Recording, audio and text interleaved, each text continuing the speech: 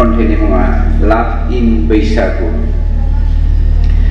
लाभ इन बैसागु। नोंखौनो गोसोखाङै गोसोखाङै दिंखियाव अन देनायाव आइनि आसिखौ फ्रुस देफ्रुनायाव दाहासो जाबाय सतबांसाखौ नेवसिनांसिगोनाव। जिंगादासि सना सोमस्रि जेरैब्लाबो लायखागोन बैसागु जोबसि जोबसि। बै समाव रानखाहैगोन बिखुनजोनि आसि, हाबानि थियारि खासै दाउ खासि अमा खासि। आंहाबो थियारिसै आदा दखना थावसि, आफाया बुंखादों हरफानो मोसौ दामब्रि। जासान्दि समावनो जानांगोन अब्लाबो मानोबा अमासि अमासि।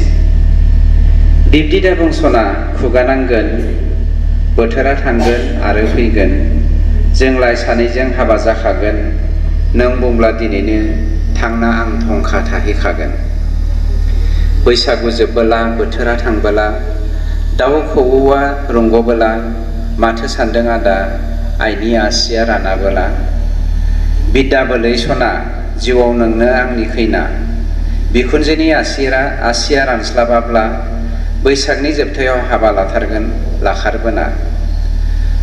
दोनदो आदा बेलेन्स गैला, आफायाबो नङा गुबुन बायदि साख्रियावला। रिसार्च सोना हरगोन गाबोन फानना जरासे दाउला। र' सना सोमस्रि जिंगा दासिहाब, दान्दिसे उनाव हरनि आं 10 रांनि टप आप। नोंनि फन मोनाब्ला गोसोआ जाया आंनि वार्म आप। बे